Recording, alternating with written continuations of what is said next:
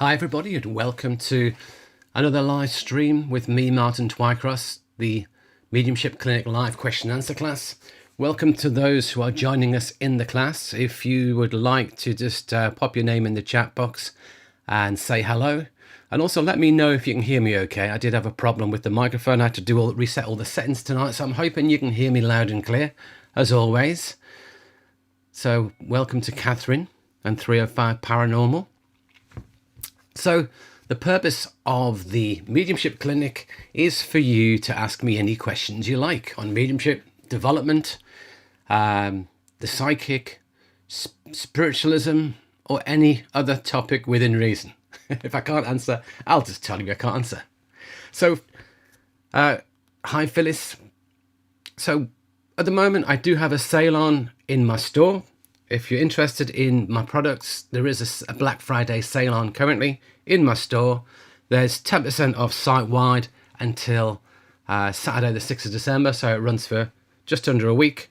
So if that sounds of interest to you, then do check out the sale in my store where you can purchase my products, courses, study program, etc. if that's of interest. That is available to you. So if you have any questions, do put them in the chat box and I will work with them one at a time. Someone has actually asked me a question that I think is quite a fascinating question that I'm going to answer first. And the question that I've been asked is, compared to when you developed mediumship, how would you consider it now? Is it better? Is it easier?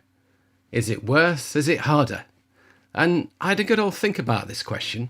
So compared to when I developed my mediumship, which was back in, I started development in 2001.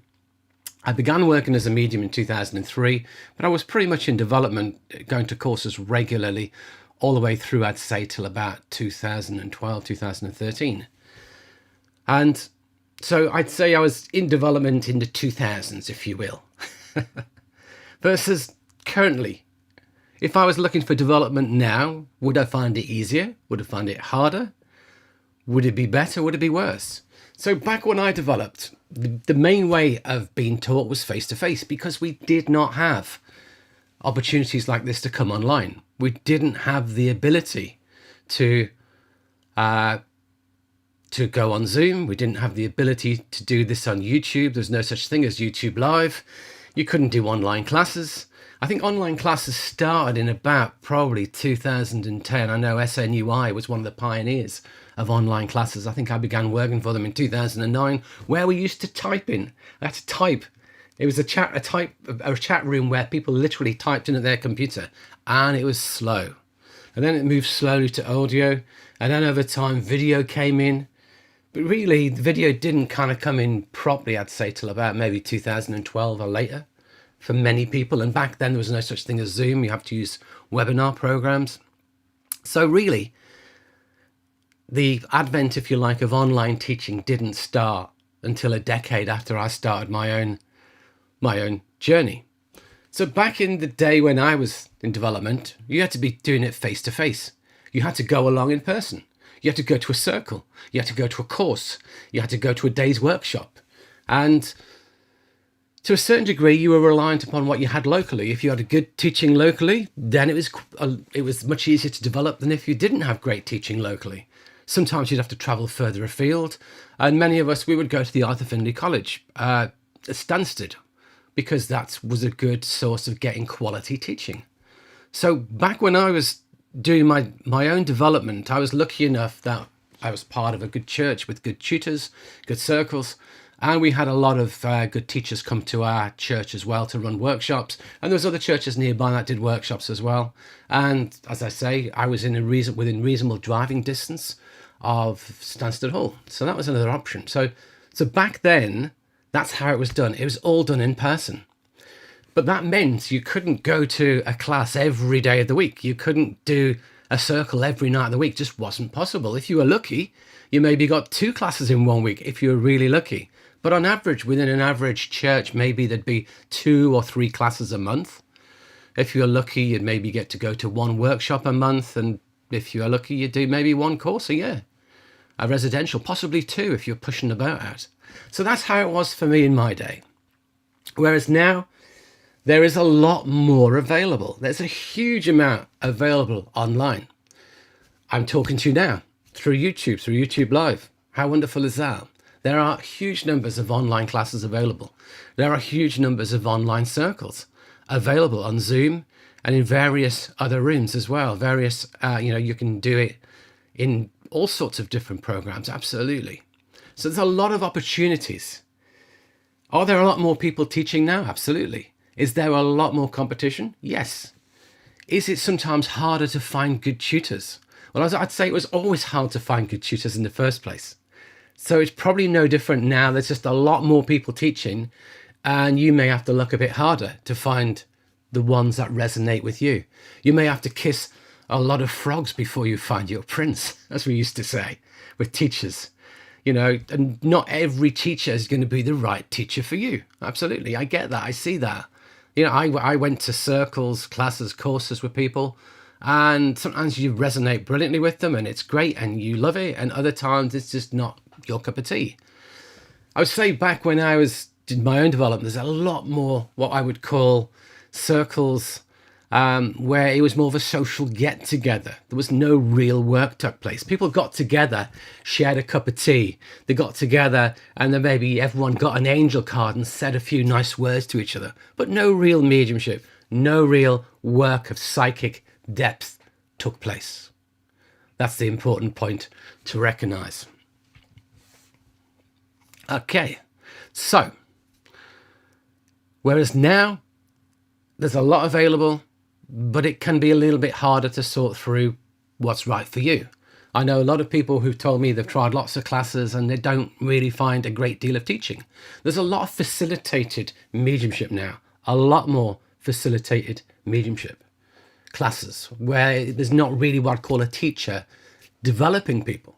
And that's important to recognize, that you will progress quicker if someone's teaching you skills and helping to unfold your abilities. If you're just going to practice and not actually having structured practice with a theme, with a purpose, it gets harder to do it. So I'd say that's a pitfall of the current system.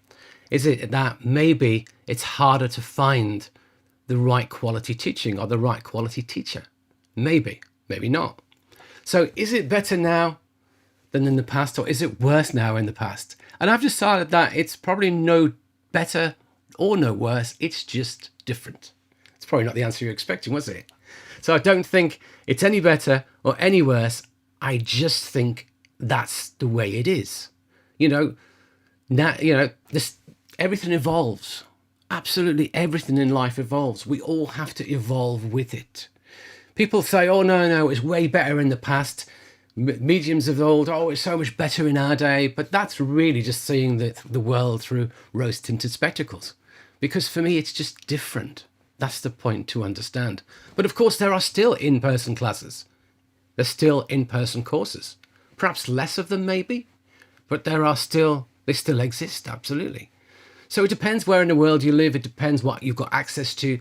It depends how much disposable income you have, because some teaching is expensive. Absolutely, it costs money for good teaching. I know that certainly back when we used to go on residential courses, you would spend a lot of money. Other people would go on holiday somewhere nice. I would go on a spiritual holiday to develop my mediumship. Absolutely. Okay, so let's have a look then. Let's have a look at the questions. I can see 305 Paranormal, you're asking a lot. I can see you've put a lot of questions in there. So we'll start with the first bit. If I get impressions by looking at a place, I've been at a location live, or even watching a live video, for example, a woman, a man, a child, or possibly if I look at a picture of someone, like if maybe get the thought of water and maybe that's how they died, is this more mediumship or psychic? So what you're describing is psychic. Mediumship is where we link into the mind of somebody in the spirit world.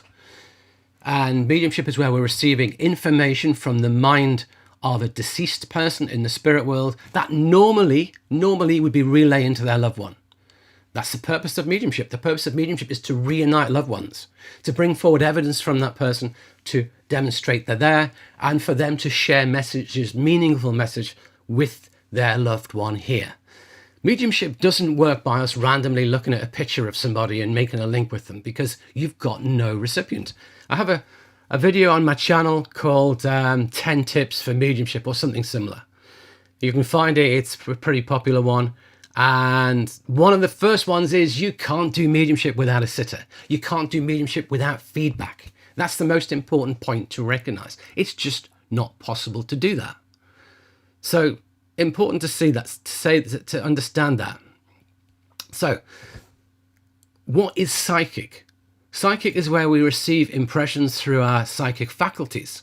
And those impressions could be of a person, of a place, of an object, something we call psychometry. And that, I believe, is what you're describing. But with all mediumship and all psychic work, we have to have feedback. We have to have feedback to check it's correct. So if I receive some information, say a missing person case comes on TV. They're talking about someone who's lost, and I get an impression. Now, how do I know that is coming from psychically? How do I know if it's coming from my own mind? How do I know if it was coming from spirit? Well, if it's coming from spirit, I need a spirit communicator. And that's important to recognize. So there is a video on my website, Is It Psychic or From Spirit? And I talk through the differences, and I talk through how we can tell the differences. But invariably for most people, it's going to be psychic. But how do you know it's not your own mind? Quite easy. You write it down, and you need to get some proof or some evidence of it. So I don't personally do psychic detection, helping missing persons cases, etc. And I'll tell you for why. Because when I get impressions, I write them down. I don't tell anybody. I don't announce it on Facebook. I don't announce it on the internet. There's no need. I quietly write it down, and sooner or later, maybe a few years' time, 5 years' time, information will come out about how that person died, and I'll check what I've written down to see if it's accurate. And it's 50-50. So I'm not good enough to do it. It's 50-50. It shows that my own mind is quite capable of generating things. Does that make sense? Do you understand what I'm saying by that? I hope you do anyway. Okay.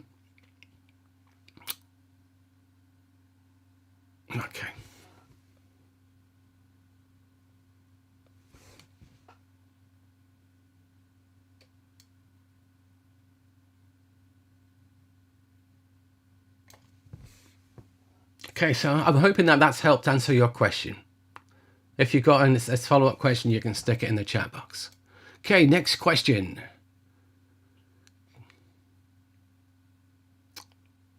Phyllis. Can you speak about how to navigate mediumship when you've had your own loss and are processing your own grief?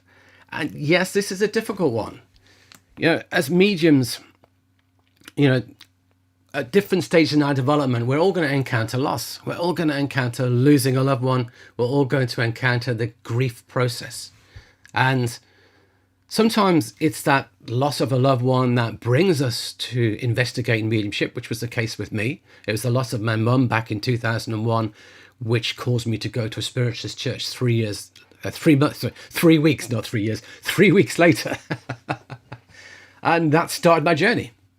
And so for some, at that point in time, I was grieving, absolutely. You're losing the loss of someone very close to you, perhaps the closest person to you. And it is hard, it's difficult. And my own mediumship unfolded very rapidly within months of that happening. So for some, mediumship can, a loss of a loved one can be a catalyst that drives development very rapidly. But for other people, the loss of a loved one can be something that blocks development. And, you know, if I just lost somebody very close to me, would I go and continue to do mediumship the very next day? No, absolutely not. I give myself time for a bit of space to process that. I know some people who say, you know, the show must go on, and they want to work and keep going. And of course, that is their choice. I'm reminded of the late Gordon Higginson, when his very close friend Frank Tams passed away. And he was due to do a great big demonstration that night. And he went and he did that big demonstration that night, and he was able to do it. That's amazing. To lose a very close friend and still be able to work, yeah, that's quite amazing. Some people can, some people can't. Some people think they can and find out when push comes to shove and it's time to work, it's incredibly difficult. Anytime we're under an immense emotional stress, mental stress, it can be hard to do mediumship. So it's important to recognize that as well. So I would say the answer to the question here is that how do we navigate it?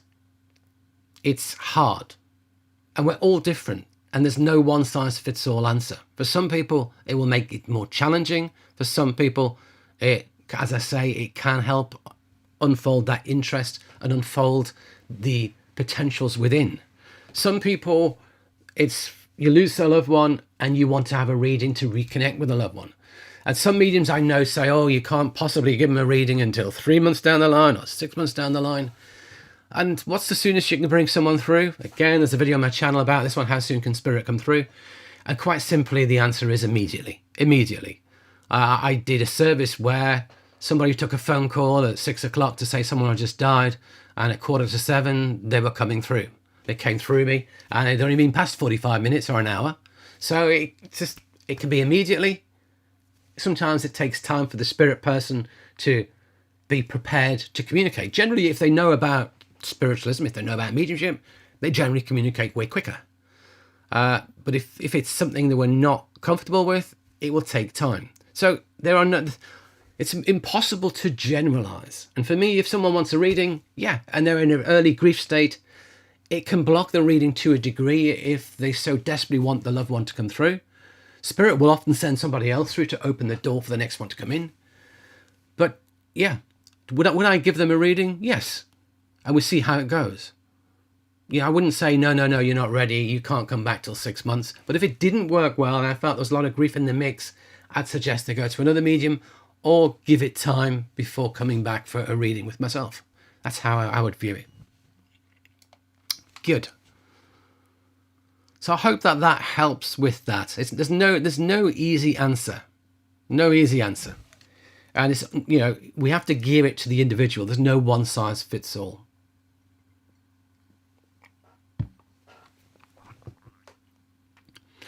Okay. Is there a difference between channeling and receiving a message from spirits? So again, it depends on what you define as channeling. Channeling is not a phrase that you really hear often at all in the UK. It really isn't. People don't use the word channeling very often. And from what I've seen, channeling can refer to a huge number of different things. So if YouTube is anything to go by, just anything received in your mind can be channeling, whether it comes from spirit or not. So it's a challenging one. It really is. So for some people, channeling is where you receive wisdom from the spirit world, akin to a little bit like in the UK, we have inspirational speaking, we have trance work. We don't generally use the word channeling, but channeling could fit into either of those categories as well. You could channel art.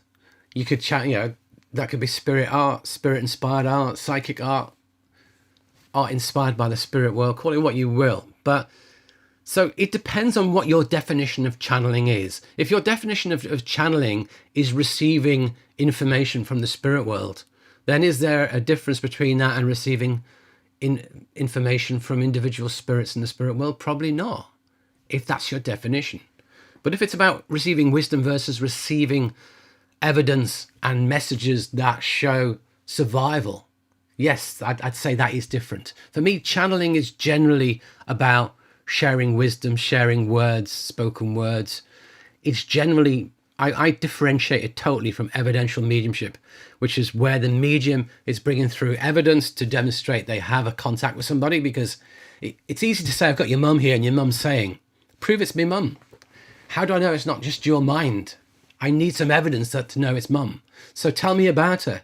Tell me about her personality. Tell me about her passing. Tell me about what she loved in life. Tell me lots of information about her, and I'll believe you got my mum. And then I'll believe the messages. But if you just say your mum's here and she's giving me this information, I'm kind of like, okay.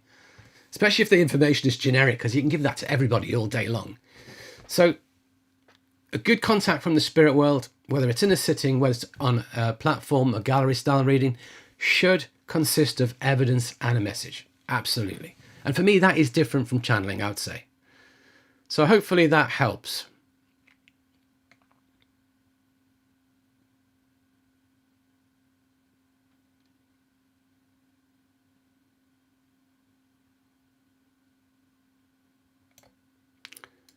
Okay. Miss Silver, in a training session I did a photo reading and received his name, cause of passing, nickname, relationship to sitter. So that's a psychic reading. Good question. Good question. So can you do mediumship by looking at a photo? Yes. But what you're asking is, I want to link with the person in the photo, provide they're in the spirit world, obviously. If they're living, it's got to be psychic. But if they're in the spirit world, then are we receiving it from the communicator themselves?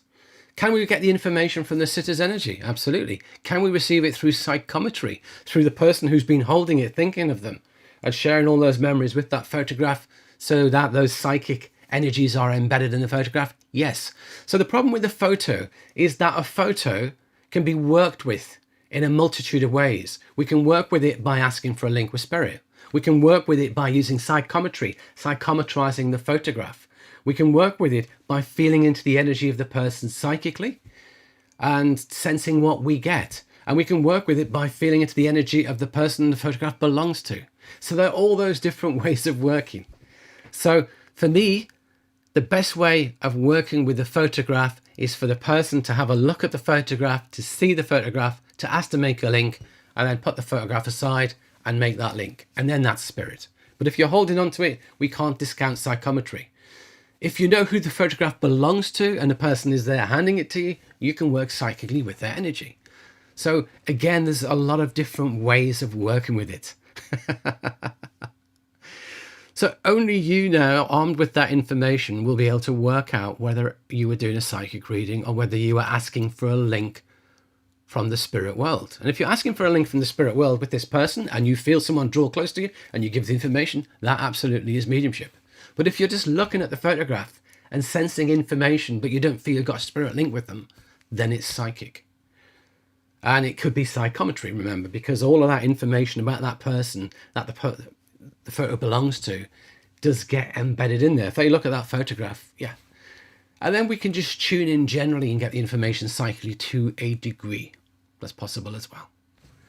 So I'd say for most people, 75% of it would work psychically if they didn't know what they were doing. And those who are deliberately asking to make a link with spirit would probably be 25%. I hope that makes sense. So 3 or 5 paranormal. So if I'm with someone I don't know at work and out of nowhere get a video of them being hugged and feeling uncomfortable by 2 ladies and I find out after it's their deceased family members, that could be mediumship. But equally, you could be linking in to their energy psychically and sensing that they've got that connection with people as well. So for me, generally, mediumship should be done at a time when people expect a reading. I never give an unsolicited reading. I don't do that. I don't, if I was out with someone from work and I wouldn't start trying to make a link for them unless they ask for it. And I'll tell you for why, because some people don't want it. A situation happened with me in a work environment where people knew I was a medium. And one day down the pub, people were badgering me. Show us what mediumship is. Show us how you do it. Make a link. Go on. Show it. If you're working in a church on platform, show us how you do it. And they kept badgering and badgering. And I said, oh, okay, I'll do it. So I made one link. I brought through one contact. It went to somebody who was not expecting it. And they burst into tears and ran off. And I spoiled their night. And I realized that person never asked for that. That person didn't want that. That person in that moment was not ready to receive that. So that person, through me working, doing unsolicited mediumship for people who do not want it, it's unfair. I caused harm that night. And I put my hand up to it. And I taught me a lesson that I will never do that again. I only work now when the person expects it, wants it, and understands what it entails.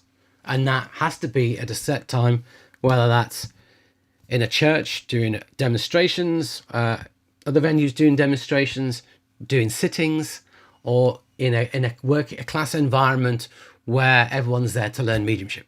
All of that is fair game. But otherwise, someone next to me in the supermarket queue or on the bus, no, not a good way to do it.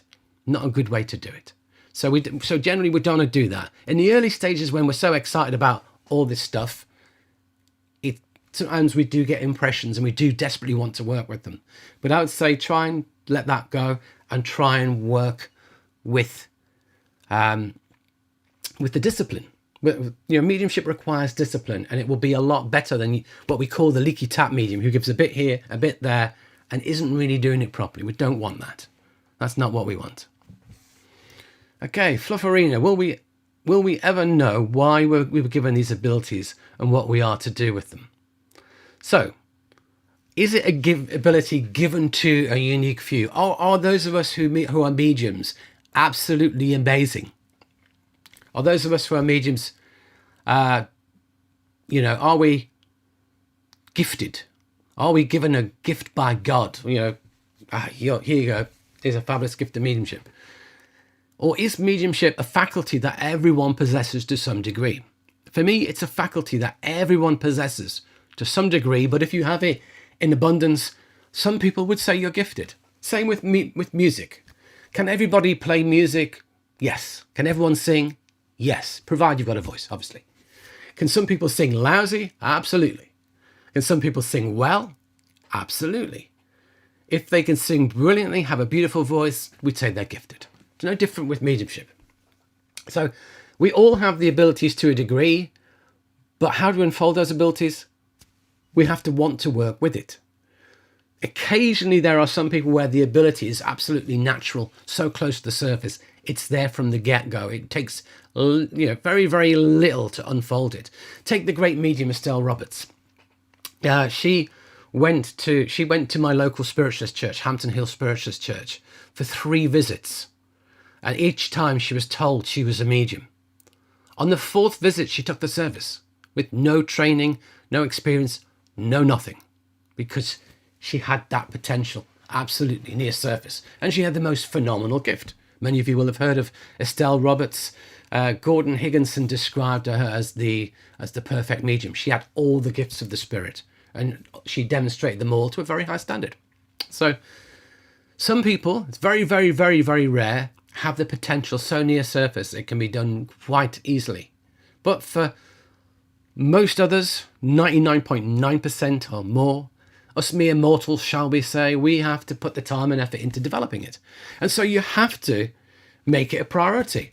Now, I'm sure you've all got lots of things you'd quite like to do in your life. But what gets done is what you give the priority to. So if mediumship is your priority, it's something you want to work with, then yes, it will unfold and you'll be able to do it. If it's not, you won't. So, why were we given these abilities? Because they're natural abilities that everybody has. What determines whether we work with them is whether we, meaning the personality that you are in this life, and the greater soul that you are, that eternal being, whether you can tap that and there's a desire to work with it.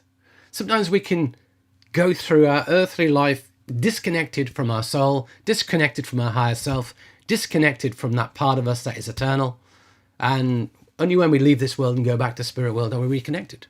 But if we can stay connected in this world and this life, then you probably recognize that actually mediumship is a beautiful gift that can be used to help, to heal, to comfort, to create a reunion between people who are physically separated, but where that bond of love and friendship continues.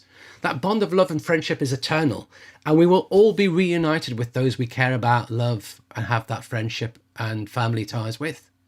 That will happen for all of us. But there's a time in this lifetime when we are physically separated. The bodies are separated. And that's the job of mediumship, is to create that reunion and the healing and the comfort that that brings. So it is a wonderful thing. So why were we given them? Because everyone has them. And what are we to do with them? Use them if you want. It's your choice. I can't make anyone become a medium, work with mediumship. It's your choice. You can point people in the right direction, but they have to do the work. They have to step forward. They have to give it the time, the effort, the discipline that's needed. Hope that all makes sense. So I do hope you're enjoying the class. If you are, do hit the like button. Remember, I've got my Black Friday sale on at the moment on my website. It's 10% off site-wide. It runs until Saturday, the 6th of December. So all my courses, they're available. My study program and all my videos, 10% off everything. So if you're considering getting something, if you're considering giving some of my products a try, now is a good time to do it, because you'll get 10% off and the prices will be rising in the new year. So now is a good time if you're interested. Hope that makes sense to you. Good. Okay, Aline Michael. How do you get into trust with spirit? And what's the difference between receiving and interpreting in mediumship? There's a lot of questions within there, a lot. So most common thing is when you ask people,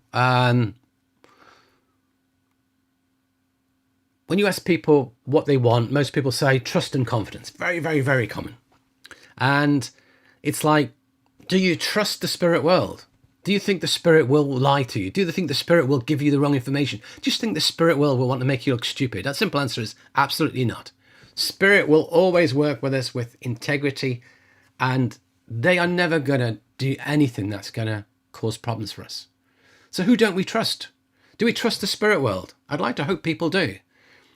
For most people, it's trust in self and trust in our own ability to receive and give exactly what spirit wants us to give. And that's the harder part. That is the harder part in my experience, because what people are saying is, I trust spirit, but I don't trust my own ability or my own skills to receive well and interpret and give. And most people will tell you, give what you get. But in the early stages, there is a degree of interpretation required. Absolutely. And we build like a library of, within our work, of sometimes symbolism, sometimes what different things mean. So for example, if I have a problem affecting the brain, if I feel a whoosh, it happens suddenly, it's something like a stroke or a severe brain injury, brain hemorrhage, something like that. Something that happens very instantly. If I feel a problem with the brain, but then I feel it's slow, then that suggests to me it's something like an Alzheimer's. It's something like dementia. It's something that comes on slowly over time. And if you like it, the feeling with another feeling of quick or slow creates the interpretation. If I get a date, for me, if I see a baby being born, birthday. If I see someone passing. If I feel two people coming together, it's a wedding anniversary. So with different quick images can help us form our symbolic library of how we interpret things. So, and the degree of your ability in mediumship determines how well you are able to interpret it. So you get a feeling around here, oh, it's a feeling in the chest. I don't know if it's heart. I don't know if it's lungs. I don't know what it is. There's something to do with the chest. As you get more experience, you can differentiate. Is this heart? Is this lungs? Okay, if it's heart, was it sudden? Is it a problem that was here when they were alive? Is it something that affects the rhythm and beat of the heart? Is it a heart attack? Is it an operation on the heart? Etc. You can go into the detail. If it's lungs, okay, does it affect their breathing? Can they breathe okay? How long was it there? Is it there for a few years? Is it there for a decade? Is it there just at the end? Do I feel a fever? Is it something like pneumonia? Am I struggling to breathe? Do I need oxygen? Am I having a nebulizer? All those things, when you're more experienced, you can go looking for. And if you like, unpick the evidence, unravel the evidence, unpeel the onion. But it takes experience, it takes skill, it takes ability. We have to develop that ability. That ability is generally not there at the outset. We have to drill deeper. We have to go back into it. We have to keep feeling into it. We have to unravel the layers of the onion. Does that all make sense? I hope it does anyway. And that's what we want. So So trust with spirit. You need to trust spirit implicitly. They will never let you down, but most of all, we've got to trust ourselves, and that is the harder part. And how do we get trust in ourselves? Through experience. How do we get trust in our abilities? Through working with it over time and recognizing it generally works. It mostly works. It works the majority of times. It never always works. Any medium who tells you it always works is lying. Even the best quality mediums I know, sometimes they'll get something wrong. Absolutely. All of us do. But maybe you're running at 95% accuracy or 90% accuracy, which is very, very good in mediumship. But if you're only 50% accurate, there's a lot of work to be done to sharpen that up a lot more. Now, I do have a number of courses that can help with that. One of the courses, if you're having problems with trust and confidence, is the Confident Medium. And in that one, we look at confidence and what confidence is. And first of all, whether it's an issue that applies throughout our lives, to many, many issues, or whether it's something that just applies to our mediumship, or whether that applies to specific scenarios in our mediumship. We go through all the ways we challenge our own confidence and all the ways we can improve our own confidence. So if that's of interest to you, I highly recommend the Confident Medium. The other one I recommend as well is Getting Better Evidence. In Getting Better Evidence, I go through different types of evidence, the different faculties through which we receive them, how we drill deeper, how we unpick it, how we unfold it. And I give frameworks, methodologies, and strategies for how to work with spirit for beginners, intermediates, and advanced, because it's different depending on the stage in your own development journey. And really, ultimately, for a highly experienced medium, we just surrender and we just open to what comes. And hopefully, if we've developed the ability to a reasonable standard, the degree of interpretation becomes minimal. There's a lot less interpretation needed. But sometimes it's not. And sometimes you've got to ask questions. You've got to feel into it. You've got to probe the information to get a response. You've got to ask the spirit person. Okay, it was lungs. Was it a long time? Was it a short time? Feel a response. Short time. Okay. Was it caused by an infection? Was it caused by a cancer? And you kind of like, if you like, just putting ideas out to them and seeing what you get back. You may have a symbol for cancer. It may be a C. Okay, C. I'm seeing a C. It's cancer. Okay. But what did it start in the chest, or did it spread to the chest? Again, we can work with that in different ways, and we can look. We got to go looking for it. But when mediumship functions beautifully, the information just flows and it's correct, and there's very little interpretation needed at all. But that takes time. It takes time, and it depends on the ability with the person as well. Some people don't get to that standard where it's effortless and flows. Sometimes if we're doing, I don't know, 20 links, we might get 1 or 2 links like that. Some might not work, and some might be not so easy to work with. Some might be a bit harder, but okay. It's a scale. It's a sliding scale. Hope that makes sense.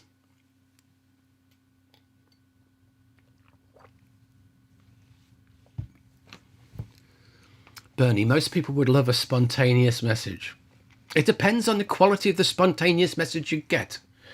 I know some people who don't give very nice spontaneous messages. I've had some really lousy spontaneous messages myself. How about this one? Someone comes up to you and says, oh, I need to give you a message. Something bad's going to happen to you. And you go, really? Or another one, someone told someone, oh, you've got a problem with your car, and if you don't get it fixed, you're going to have a crash. And then the person's just going to be worried about their car all the time. Are they true messages from spirit? No, because spirit doesn't give us messages that worry us, concern us. That's not, no. And is it even psychic? No. In many cases, it's just people who are, I hate to say the word, but they're idiots. I'll probably upset a few people by saying this, but to be honest, people who say stupid things are poorly trained. They're either poorly trained and don't understand the harm they're causing. But if they do understand the harm they're causing, then I'm afraid they're idiots. So there can be people who don't understand. I'll give them that. People who are have not been taught well or don't understand it. Versus people, if they do know what they're doing, but they want to cause harm for people, then yeah, they're not good. So, yeah.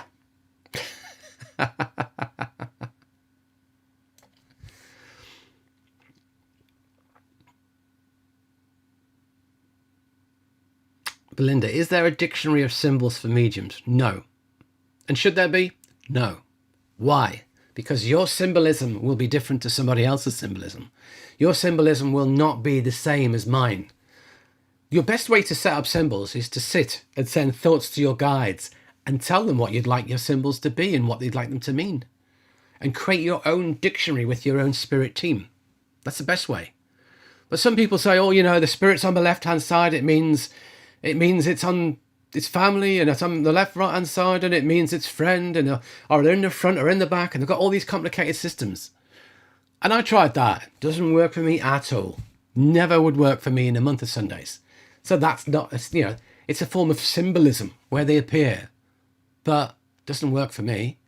So if I told you that this is how you do it, everyone's got to do it the same, one or two people would get lucky with it, would get good results with it, but a lot of people wouldn't be able to do anything.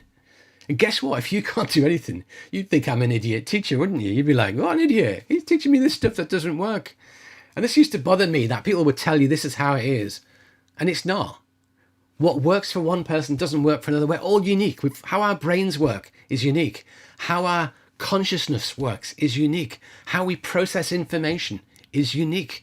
How we work with our team, our guides, is unique. My life experiences are totally different from yours.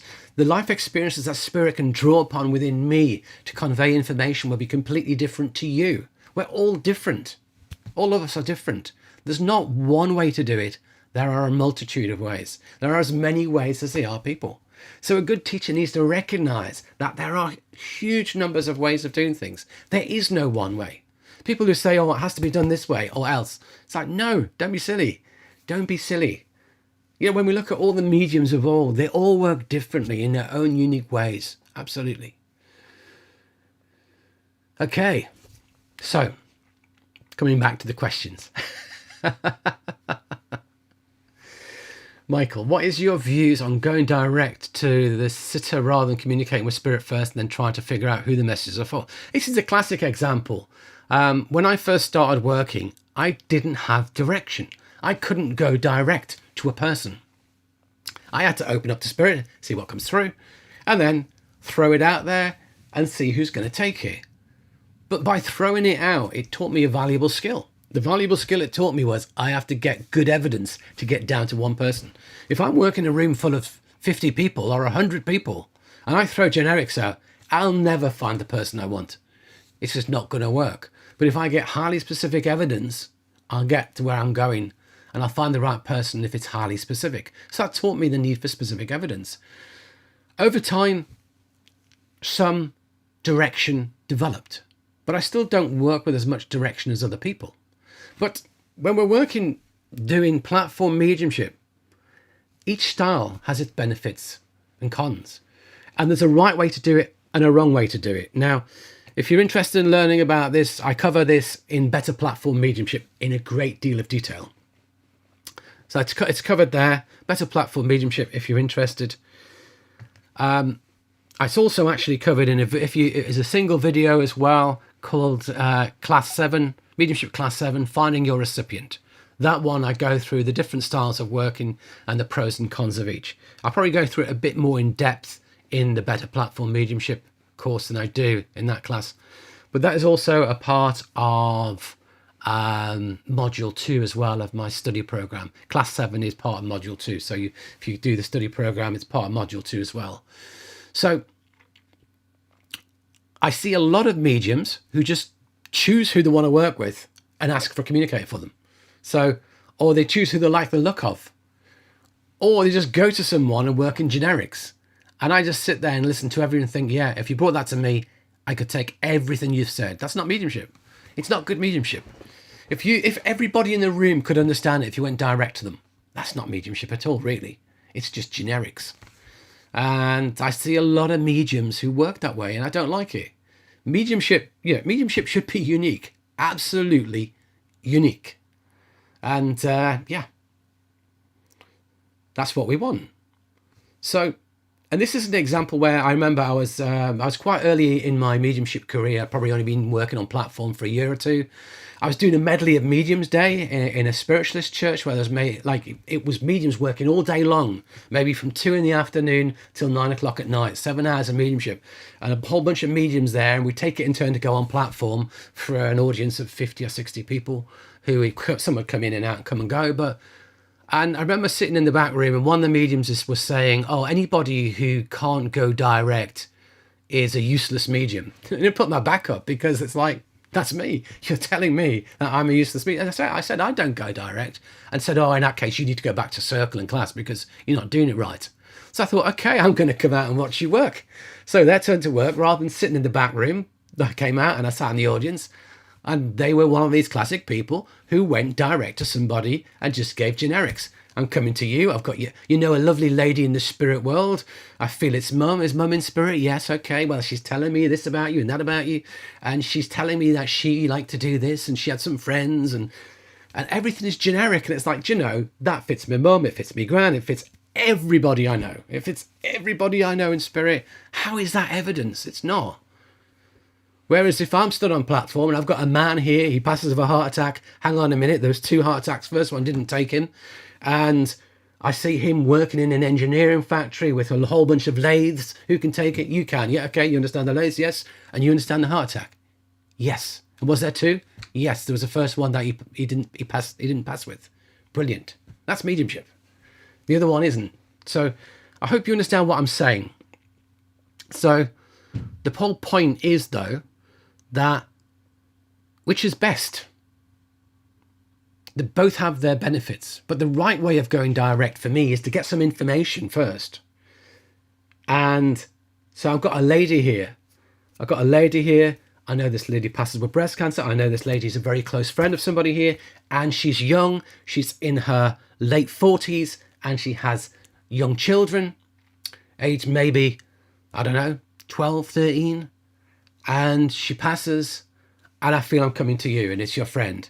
And she shows me that it was a rare form of leukemia. Yes, you can take it. So not only have you gone direct, but you've brought through incredibly detailed evidence that had you have opened it up, that person would probably put their hand up as well. And you're probably down to 1 in a room of 20, 30 people.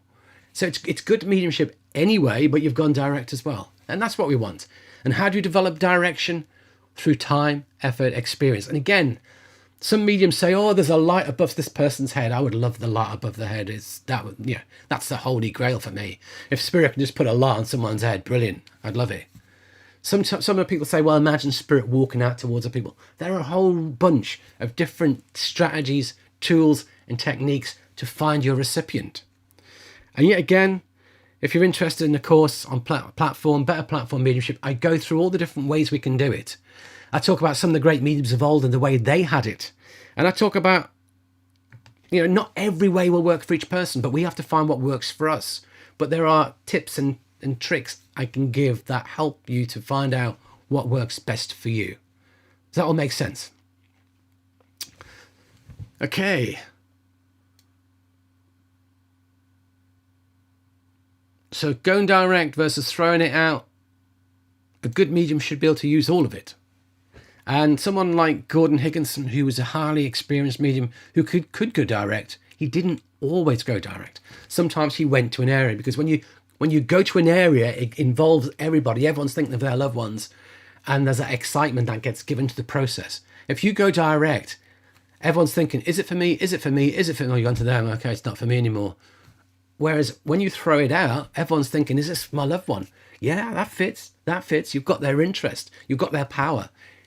You work with a lot more power by throwing it out than going direct. As soon as you've gone direct and you say I'm with you, the power will drop a little bit because other people withdraw their interest to a degree. So if you want to manage power well, we generally, even if we think we know where we are, we will throw it out or go to an area and say, I'm over here, but I really feel it's the lady in red, but I'm going to say I'm over here just to keep the power from over here. And then I'll say, okay, and I feel the lady in red, you'd understand this, yes. Okay. And we've thrown it out, but then we've narrowed it in a bit more. Hopefully that makes sense to you. Angel Serato, can sitting in the power be beneficial for psychism? So what is sitting in the power? For those who don't know, I do have a sit in the power meditation. I do have a sitting in the power playlist. I have a course, building power. I have a course which is meditation and sitting for spirit. I also have a single video called Building Power and Sitting for Spirit as well. All of those go through it. There's a whole playlist on my YouTube channel as well of 4 videos in a series, plus there's also the meditation itself, plus there's also power, the key to mediumship. So there's a whole bunch of stuff on Sit in the Power. For those of you who may not know what it is, I also offer a Sit in the Power meditation, a full one if you're interested, and that is available in my sale as well at the moment, 10% off. So Sit in the Power is generally a tool for developing mediumship, because we're blending with the spirit world. It's all about the blend with spirit, and it's about unfolding the potentials for mediumship within us, for allowing our spirit team to get to know our energy, get to work with us, and just putting ourselves in that position to allow those spiritual potentials to unfold. Psychic work, psychism, is different. It doesn't need that process. So can it be beneficial for psychism? Possibly indirectly, but that's not the purpose. The purpose of it is for us to develop our mediumship, for us to develop the connection with spirit, for us to make ourselves accessible and be in the presence of spirit. And no time spent in the presence of spirit is ever wasted. That's important to recognize. So that's the purpose of it. But in unfolding and developing your spiritual and psychic potentials, then it will indirectly help you with your psychic work. But that's not its aim. So psychic work can be developed truly separately without sitting in the power. It's not needed at all. Technically, mediumship can be developed without sitting in the power. I know a few mediums who've developed who never sat in the power, who can't abide sitting in the power and don't do it. But I'd say for the majority of mediums, 99% of mediums or 95% of mediums, sitting in the power is an accelerant to developing your mediumship. It's a catalyst. It will help it. It will make it unfold quicker. That's my opinion. That's what I teach. That's what I believe. That's what I've seen with other people. There are very few rare people who struggle to meditate, who struggle to sit. And in those cases, it probably won't benefit them much at all. But would I use it? If someone says to me, I want to work really well as a psychic, would I use it as a tool for that? Probably not, no. But it could have an indirect effect, absolutely. Okay, next question.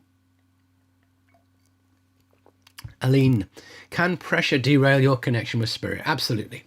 I've noticed when I'm tense, my readings don't flow as well. Does pausing cause you to go into thinking versus receiving? So when we're doing mediumship, one thing we don't want is silence. We always say silence is the enemy of mediumship. So when we're doing mediumship, we want to be continuously giving a flow of information. Of course, you've got to stop to let the recipient respond. Absolutely. But if you sit there and you're trying to make sense of what you're getting and there's a long silence, you'll fall out the connection. So how do we keep connected? When we make that connection, now, the problem with connection is to be able to stay connected with spirit, you need to build power. Power is the fuel for mediumship. If you've not developed enough power, you can only stay in the presence of spirit for a certain length of time, and then the whole thing begins to fall in upon itself. So provide you have enough power to work doing sittings, provide that's a given, then we're looking for a flow from spirit. Some links flow easily, some are a bit harder. And sometimes when we're working, certainly working platform, I will always keep talking, even if I'm waiting for information to come. And some mediums will repeat some information to buy themselves time. Some people will use filler words. Some people, there's all sorts of mechanisms you use, but you try to keep a flow going. That's what we want. But if you're feeling tense, pressured, if someone says no to you, I can't take that, you're wrong, you're not with me, that can affect people's energy and collapse the process. Absolutely. When someone says, no, I'm going to need their name. If it's my loved one, I need their name, I need their date of birth, I need their social security number.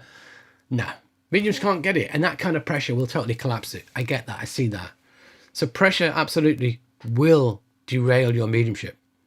And again, it's about, are you putting pressure upon yourself? And again, with a lot of people, when they lack confidence, they're putting too much pressure on themselves, or their internal dialogue is putting a heck of a lot of pressure on themselves as well. You know, what are they telling themselves? Oh God, it's not working. I'm no good at this. I need to really get this. No, stop. You wouldn't tell some other else that, would you? You wouldn't say to somebody, oh, you're no good at that. Oh, no, you wouldn't. You wouldn't have that kind of negative self-talk. So again, don't be putting pressure on yourself. Just accept. Accept. As long as you're doing your best, it's good enough. That's always the key. Accept that sometimes it doesn't work as well as we like. Accept that mediumship is variable. Accept that some days we work better than others. Absolutely. Accept that some sittings are flyers, some sittings are like pulling teeth. And we will all have that point where we don't always work well. Absolutely. So don't put the pressure on yourself if you can avoid it.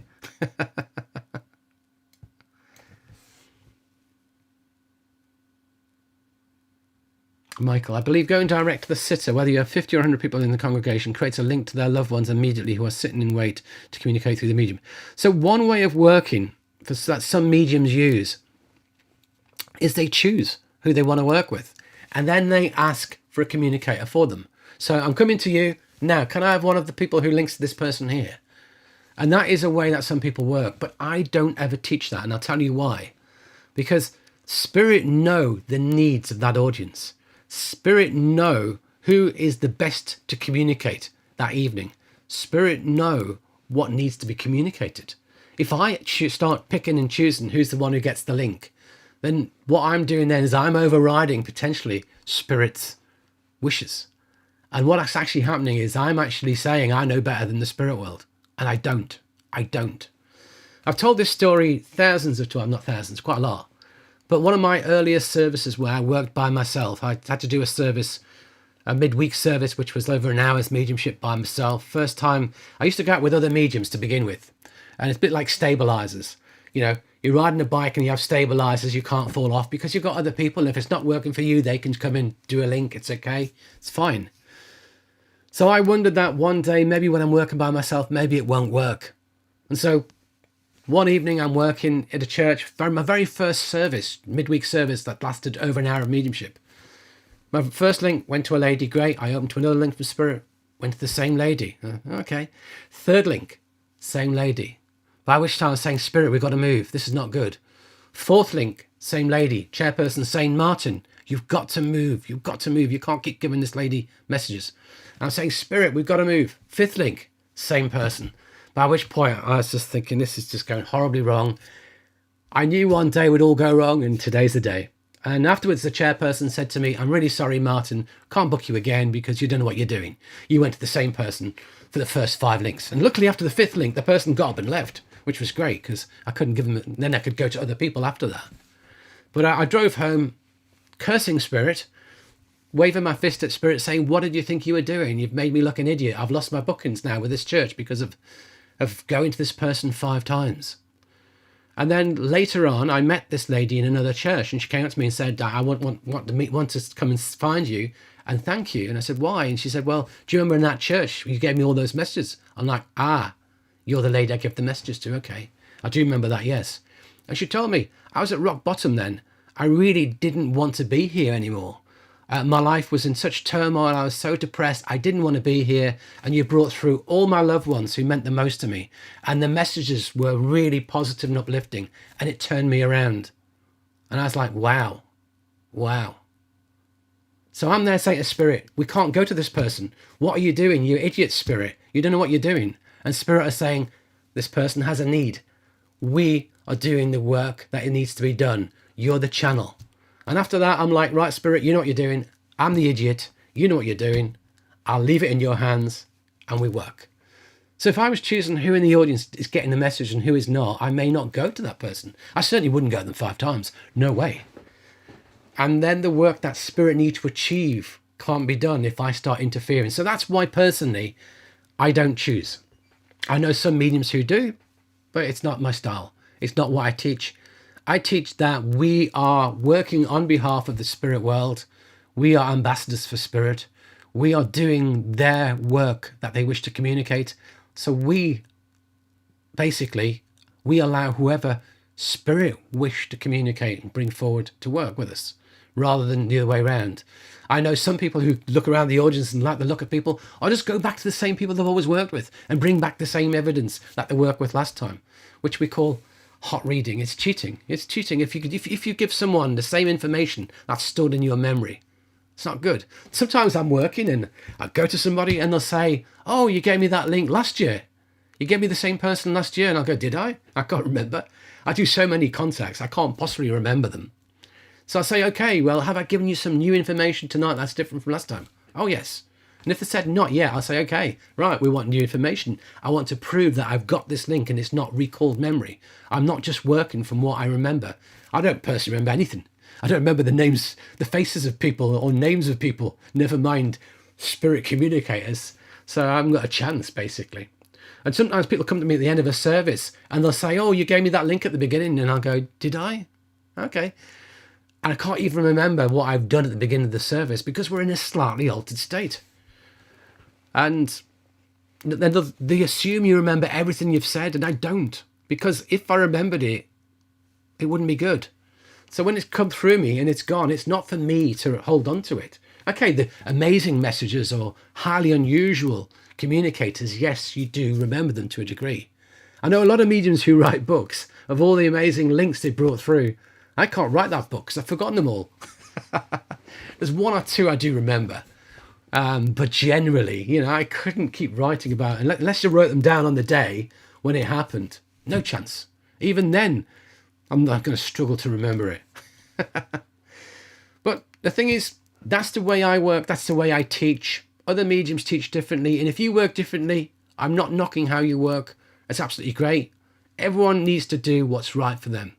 But for me, I prefer to allow spirit to choose.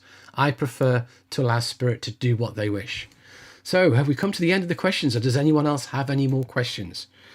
So just a reminder as well, those who may have joined, that I do have a Black Friday sale on my website, martintwycross.com.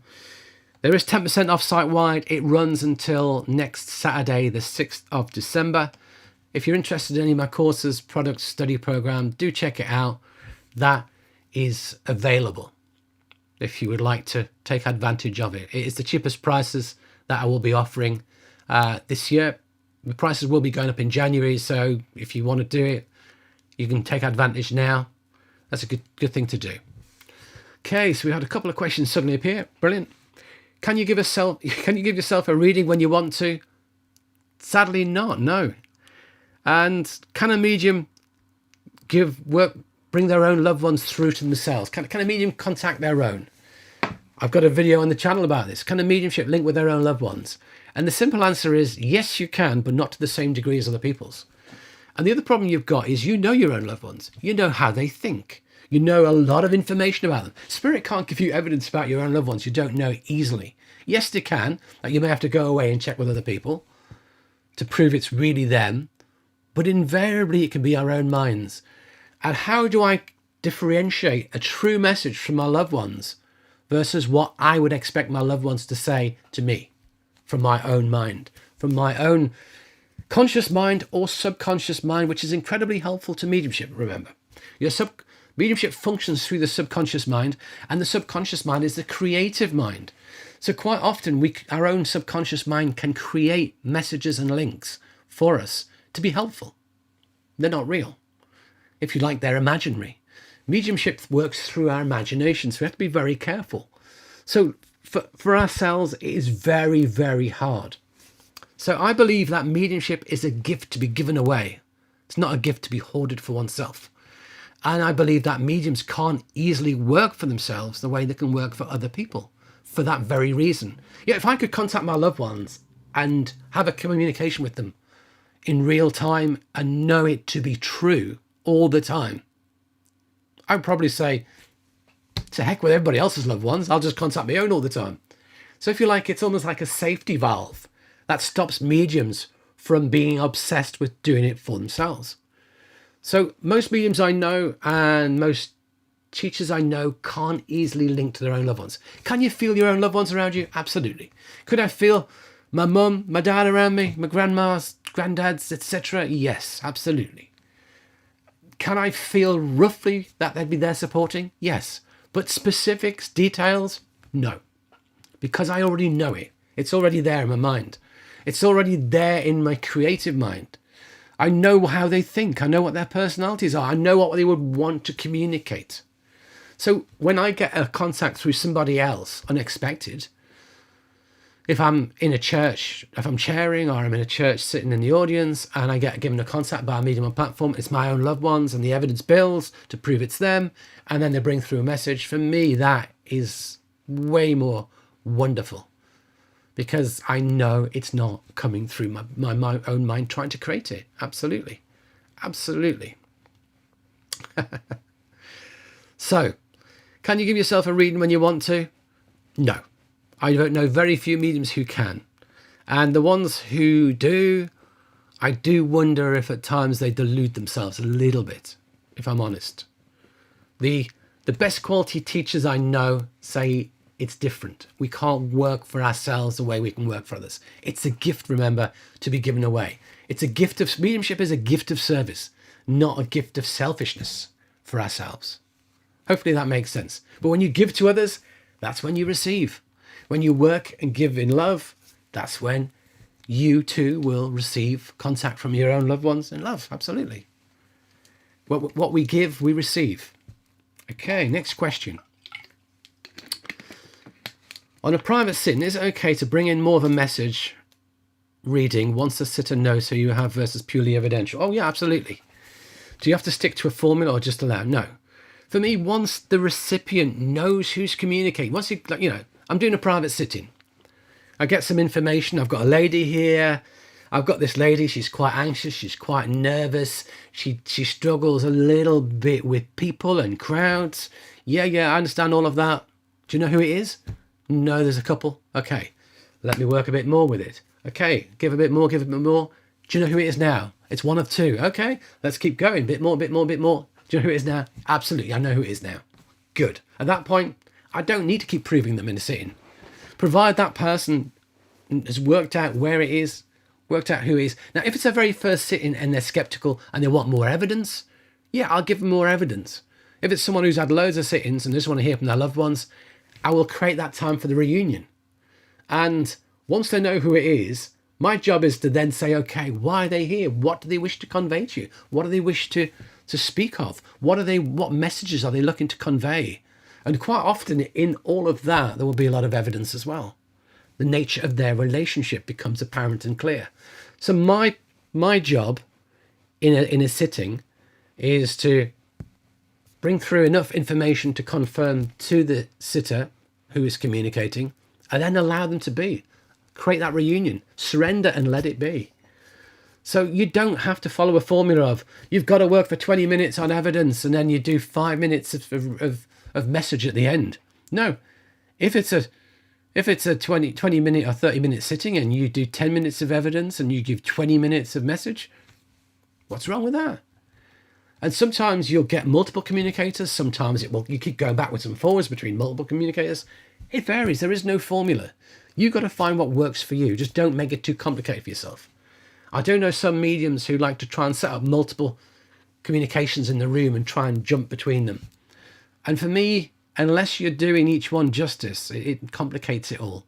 And then people get forgotten about and their messages don't get finished off and they get their hump.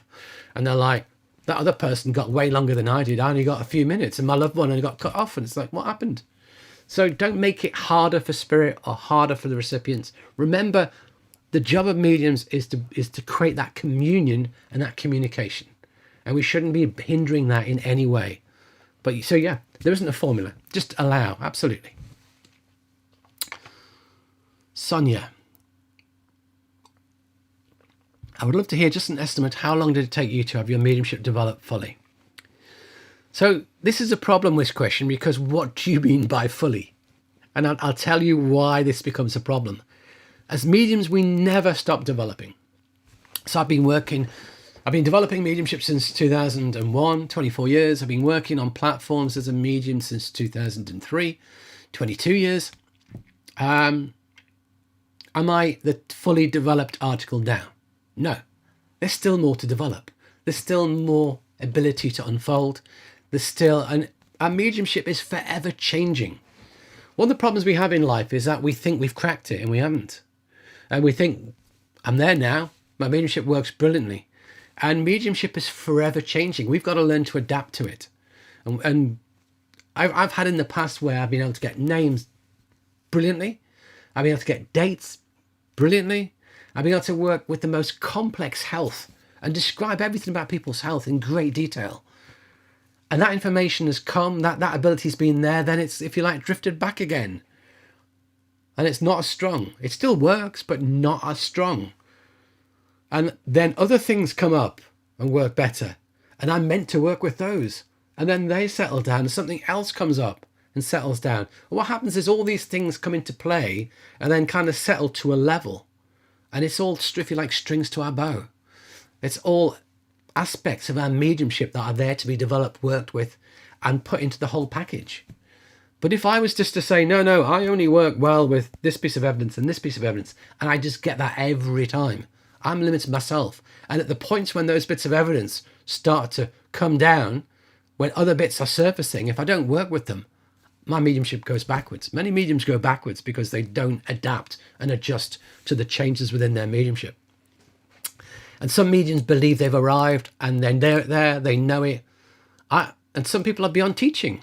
Like for me, I think it's important that we all avail ourselves of learning and development because we never stop. We never stop. We're never fully developed. So in my own case, I was able to start doing platform 2 years, 18 months, 2 years into development.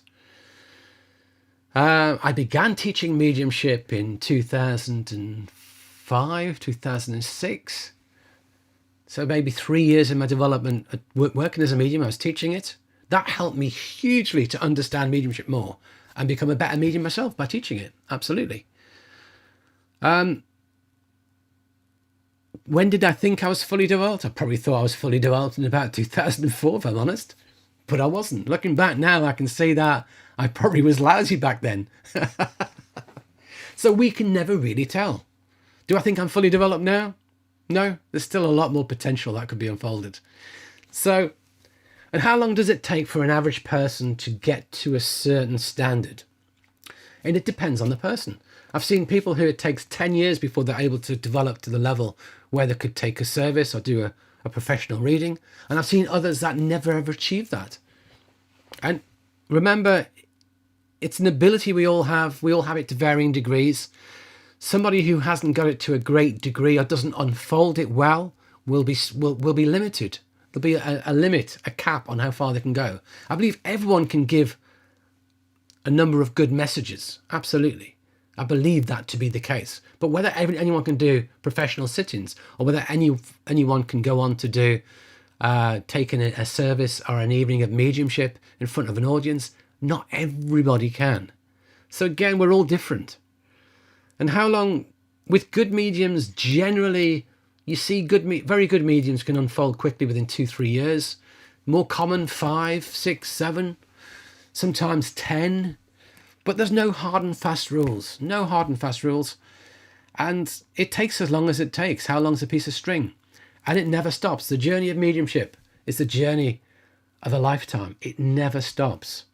I know Gordon Higginson said at the in his teaching that what he knew about mediumship, you could fit on the head of a pin. And he was a man who, his whole life was mediumship. He'd been working as a medium since the age of 11. And he understood, quite rightly, that there's always more to learn. We never get there. It's not a destination, it's a journey. We never reach the point where we can say, yay, I'm there now. Take it easy, sit back, and it's plain sailing. We've always got to work at it. Always got to work at it. And we always have nerves. Absolutely. And nerves are good. So hopefully that helps. Didn't give you the number though, did I? Sonia, I started listening to your sitting in the power meditation, doing it now for the past week or two. I can sense spirit easily and receive messages throughout the days already. It's been great. Well, I'm glad it's helped you in that way. I know it is the most popular video on my channel. I know a lot of people listen to it regularly. So that's great. And yeah, maybe to the point where you felt comfortable enough to be able to give readings. So, and again, it depends on your level of comfort. In the early days with mediumship, when I started doing mediumship, I'll be honest with you, I kind of like mediumship. For me, I would get very anxious that it wouldn't get placed. So it'd be like my mediumship would work something like this. If it was a demonstration, it'd be like, right, got to get this first one placed. I really need someone to take it. Give the information, give the information, give the information. You can take it. It all fits. Yes. Oh, great. Fabulous. They can take it. I can relax now and I can enjoy working with this spirit communicator. And then it's coming to the end. Oh, the nerves are back. Oh, I've got to get another link and it's got to get placed. Is another link there? Yeah. Okay. Let's work it. Ah, now I've got to get it placed. And then the anxiety is there and getting it placed. Oh, finally it's placed. Oh, I can relax again. And it was this cycle of huge spikes of anxiety. And over time, that diminishes. And it never goes completely. Because I think to a certain degree that nerves, that anxiety, that nervous energy is a positive within our mediumship. Initially, I used to get such bad nerves. I said to Spirit, right, if I'm meant to do this mediumship, you've got to take the nerves away because this is just too much for me. The early days of going on platform, I was terribly nervous, terribly anxious, having to dash the loo all the time. In fact, Gordon Higginson was like that his whole life. He would have to dash the loo before every service he did. And he'd been doing it for decades. And he was brilliant. And he still had that anxiety. It tells us something. It's helpful to mediumship. And I said to Spirit, if I'm meant to do this work, you've got to take this anxiety away. And guess what? It diminished rapidly. And I found out I struggled to do it. And it's like, okay, I'm wrong. Bring it back. But not as strong. I just turn the dial down. Maybe from 10 down to 7. Do that. We'll turn it down a bit. And after that, it was okay. But taking it away is not a good thing. Because it's that nervous energy that there's very little difference between it and excitement and fear. There is similar energy within us. And what we think is fear could actually be the excitement of our soul. We've just got to reframe it. So it's positive to have it. Then when I was doing sittings, it was the same. Am I going to get this sitting placed? Am I going to bring through loved ones and recognise? And it's like creates a nervousness at the beginning of every sitting. And it's only when the sitting's going well that I can relax into it. And so I'd say that was with my mediumship probably the first 5 years that I still had that quite strong worry of not getting it placed, or it not getting it right, not doing the right work for spirit. And over time, once I've done enough sittings and enough platform, once you're doing hundreds of sittings that work well, you kind of get to the point where you can let some of that go because it's unnecessary. And just through experience alone, you get to a point where through the experience of just doing it, that fear or anxiety will diminish somewhat. So I'd say comfortable enough to give readings without dreadful nerves, 4 or 5 years maybe. And similar with platform as well. Do I get nervous going on platform now? Yes, to a degree, because I want it to be right for spirit. I want to do the right work for spirit. I don't want to look good. Doesn't matter if I look good or not. I want the people in the spirit world to say, you represented me well. You were a great ambassador for me. You brought my message to who it needed to go to, and you delivered it well. And you delivered it with tact. You delivered it with respect and diplomacy. And you delivered it with love. And I don't really mind whether people in the audience like me, think I'm a great medium, think I'm a lousy medium, or what. It doesn't matter. My favourite story is I was at a church and they sit you down at the front with the chairperson and a cup of tea, and there's a lot of the people in the audience are still there at that point. And I'm just sat down having a cup of tea, and there's 2 ladies at the front. One pipes up very loudly, I didn't think much of the medium tonight. And the other one says, yeah, he was totally rubbish, wasn't he? He was a rubbish medium. And I'm sat back a metre in front of them. I'm thinking, they're talking about me here. And I wouldn't mind. I thought I'd had a good night. I'd brought through some good evidence, some lovely messages. I thought I'd had a great night. And they're saying this. I'm thinking, I wonder what it is that they don't like. And then the other one says, Yeah, he didn't give us anything about us, did he? He didn't say nothing about the people in the audience. It was all about the dead people. He just kept bringing through dead people. I thought, I get it now. They want some psychism. They want some psychic messages. They want me to say lovely words to them, about their aura. Oh, you're gonna, this is nice things going to happen to you in your life. They weren't bothered about hearing from their loved ones in the spirit world. They weren't bothered in a reunion or a connection to their loved ones in spirit. And they didn't enjoy hearing other people's reunions and connections. And I get that.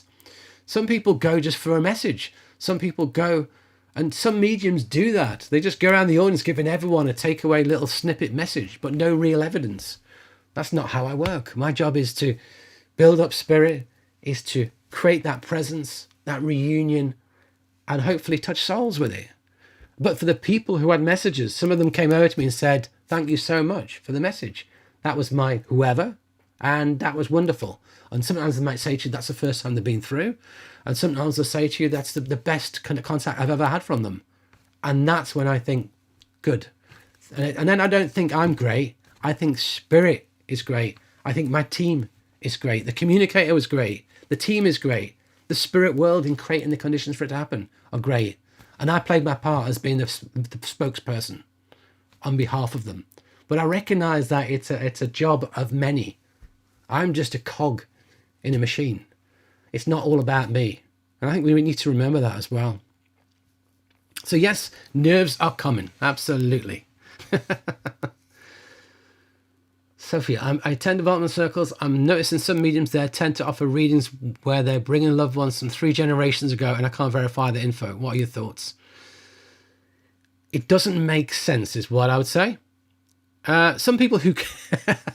I'll be careful now, I'm upset people. But I'll say it. I'll say it. If you're going to bring through my great-great-great-grandfather, and I know nothing about him, and I cannot get any information about it, it is totally pointless.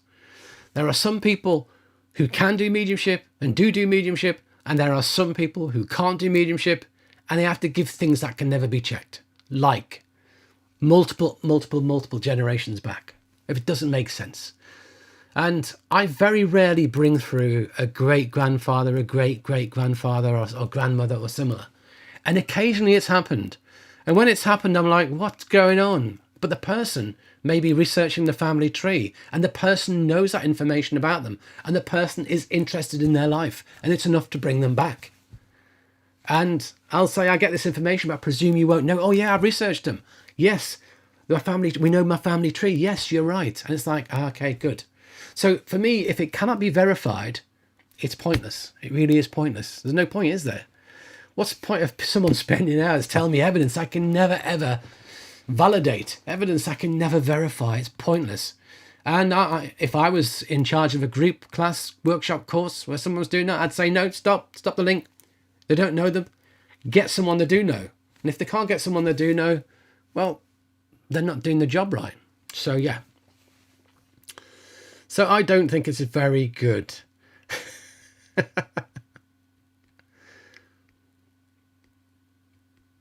Can the circle leader prevent ancestors from 3 generations ago from coming into the circle? So it's only loved ones from 1 generation ago. It's not down to anyone to stop people coming in. It's up to the spirit world who wishes to come forward. So I know some people who know their great-grandmothers really well because they had a young mum and they had a young grandmother and they had a young great-grandmother.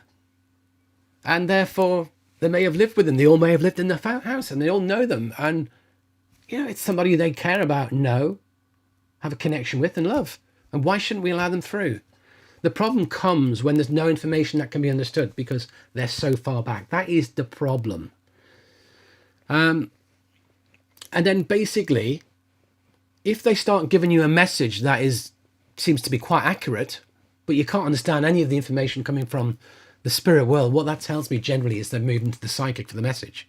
So, or they know something about you, they followed your Facebook profile or what have you, it's like, well, you don't know any information about this man coming through, but he knows you, and he's telling me that at this moment in time there's a lot of stress around you. You're having a bit of a hard time, but they may know that about you anyway.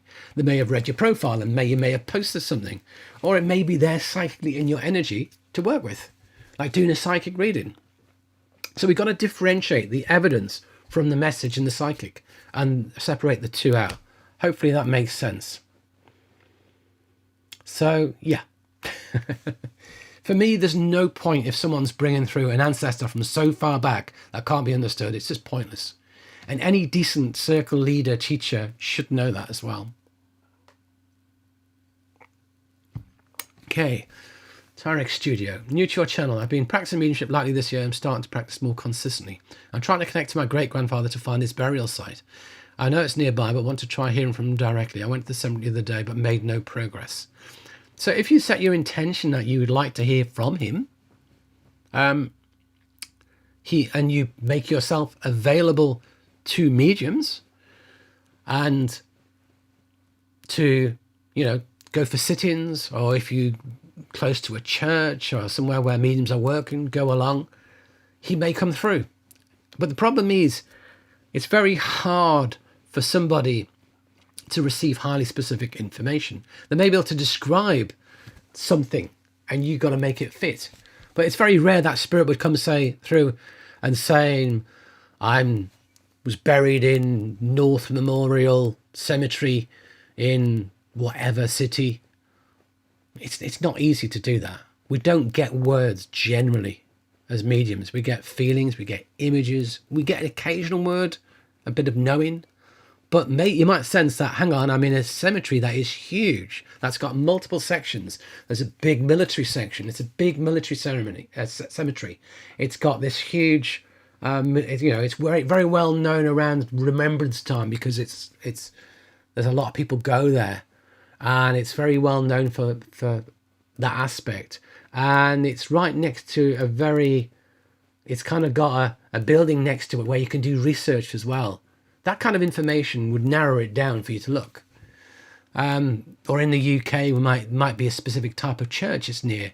You might be able to describe the area, maybe get a bit of information, feeling for the county or something. But it's not always possible. It's not always possible. Really what you're looking for is a bit of psychic detection, and that's not easy. But also you can allow yourself to be inspired. Obviously you do, as well as trying to find somebody. If you don't know the cemetery, you can always try doing a bit of research on the family history and see if there's a place where people tend to go to be buried, and that will give you some clues. But again, other people in the family will know, so we can open up to that information from spirit and see what comes through. But it's hard for a medium to bring it specifically. That is the point. That is the point. But for you to receive it yourself is equally hard. Depends on what level you're developed at. And it's more likely to come through another medium, if I'm honest, than to come directly to yourself. But don't stop looking. Set the intention out there, put it out there, and see what happens. And maybe you may even be inspired by one day the name of the cemetery may appear in writing in something, and you get a feeling, maybe I need to check there. You could try dowsing as well. That's another thing to do, is get a map or something and try dowsing and ask spirit to help to guide you to where it is. There's all sorts of ways and means you can try. But good luck. I wish you good luck with it. So we've come to the end of the questions. We've done an hour and a half, which I think is pretty good. So I'm going to park it there. So thank you everybody for coming. I do hope you've enjoyed it. Do hope you got a lot from it. Remember that I do have my Black Friday sale on. Do check out my website, see if there's anything there that takes your interest. There's 10% off site-wide on all my products. So great to have you as part of the class. Hope you enjoy it. And I hope to see you all again in the next one. Take care, everybody. Bye for now.